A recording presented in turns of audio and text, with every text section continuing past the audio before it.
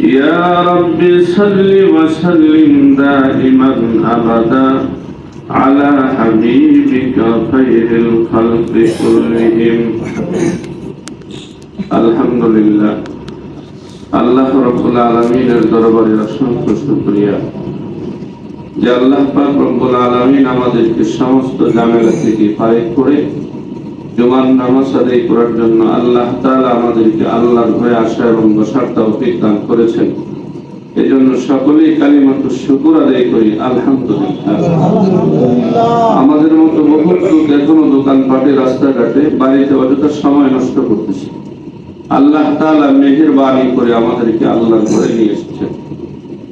আমি আপনাদের সামনে পবিত্র কালামে মাজিদ 103 নম্বর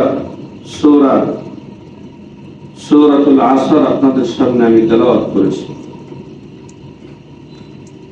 আল্লাহ তাআলা বলেন ওয়াল আসর ইন্নাল ইনসানা লাফি খুসর ইল্লাল্লাযীনা আমানু ওয়া আমিলুস সালিহাত ওয়া তাওয়াসাউ বিল হাক্কি ওয়া তাওয়াসাউ বিস সাবর। সূরা আসর আল্লাহ তাআলা আসরের মধ্যে সময় পছন্দ করেছেন। কোরআনে হাকিমের ছোট্ট সূরা হইল সূরাতুল কাউসার, তারপরে ছোট্ট সূরা হইল সূরাতুল আসর। সূরাতুল আসর এমন একটা সূরা, ইমাম শাফি রাহমাতুল্লাহ আলাইহি লিখেছেন, যদি সারা দুনিয়ার মানুষ শুধু সূরাতুল আসরের প্রতি তার প্রতি যদি আমল করে, সূরা আসরের উপর যদি আমল করে, তাহলে প্রত্যেকটা মানুষ বিনা হিসাবে তারা জান্নাতে চলে যাবে। তো এমন একটা সূরা আল্লাহ তাআলা যদি পূর্ণাঙ্গ কোরআন নাযিল না করতেন, এই সূরাটাই শুধু মানুষের নাজাতের জন্য যথেষ্ট হইত। এমন একটা সূরা, তার নাম হইল সূরাতুল আসর। সূরাতুল আসরের মধ্যে আল্লাহ তাআলা সময়ের কসম করেছেন, যুগের কসম করেছেন। আমরা কসম করে থাকি আমাদের কথাকে শক্তিশালী করার জন্য, বিশ্বাস করানোর জন্য। আমরা কসম করে বলি, আল্লাহর কসম এটা আমি করি নাই, আল্লাহর কসম এটা করেছি। আমার কথাটাকে মজবুত করার জন্য, শক্তিশালী করার জন্য আল্লাহ তাআলা সূরাতুল আসরের মধ্যে আল্লাহ নিজে কসম করেছেন। তাহলে আল্লাহর কথা কি শক্তিশালী না? আল্লাহর সব কথাই তো শক্তিশালী। এজন্যই তো বলা হয় মুলুকুল কালামি কালামুল মুলুক, বাদশার কথা তো কথার বাদশাই হয়ে থাকবে। আল্লাহ তাআলার সব কথাই তো শক্তিশালী মজবুত। তারপরেও কেন আল্লাহ তাআলা কসম করলেন? আল্লাহ তাআলা কসম করার কারণ হলো আল্লাহ তাআলা সময়ের গুরুত্ব বোঝাতে চেয়েছেন। বান্দা সময়ের কসম করে আল্লাহ তার গুরুত্ব রূপ করেছেন। ওয়াল আসর, যুগের কসম, সময়ের কসম। ইন্নাল ইনসানা লাফি খুসর, আল্লাহ বলেন সমস্ত মানুষ ক্ষতিগ্রস্তের মধ্যে আছে, ক্ষতির মধ্যে আছে। ইল্লাল্লাযীনা আমানু ওয়া আমিলুস সালিহাত, আল্লাহ বলেন যারা ঈমান এনেছে, নেক আমল করেছে।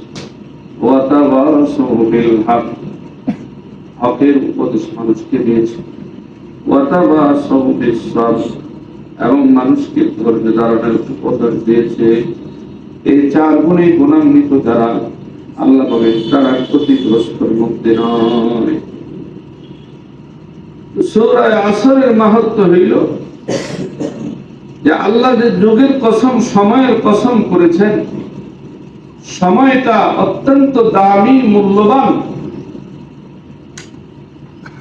যে আপনার আমার হায়াতের এই যে 1 মিনিট সময় চলে গেল, হায়াতের মূলধন থেকে 1 মিনিট সময় কিন্তু চলে গেছে, তার মানে মূলধন চলে গেছে।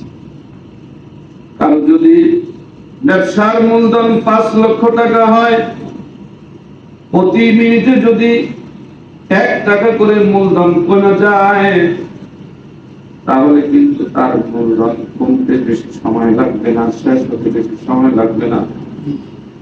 যদি প্রতি মিনিটে মিনিটে তার মূলধন কমে, তাহলে ওই বান্দাটা ক্ষতিগ্রস্তের মধ্যে আছে না লাভের মধ্যে আছে? বলে কিসের মধ্যে আছে?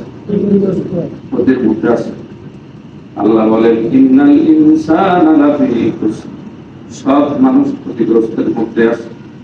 আমাদের হায়াতের মূলধন কিন্তু কমতেছে না বাড়তেছে? বলে কমতেছে, প্রতি মিনিটে মিনিটে কমতেছে, প্রতি সেকেন্ডে কমতেছে, প্রতি মুহূর্তে কমতেছে। হায়াতের মূল্যবান মূলধনটা কমতেছে। আর হায়াতের মূল্যবান এই মূলধনটা, এটা বড়দের মতো, বড় দেখবেন যত বড় টাকাই হোক আস্তে আস্তে বলতে বলতে শেষ হয়ে যায়। এই জন্য কবি বলেন অমর তেরি হো রহে হ্যায় মিথলে বরফ কম, রবকে রবকে চুপকে চুপকে দমে দমে। আপনার আমার হায়াতের জীবনটা হলো বরফের চাকা, দেখতে দেখতে শেষ হয়ে যাবে, জানো নাই বন্ধু কখন শেষ হয়ে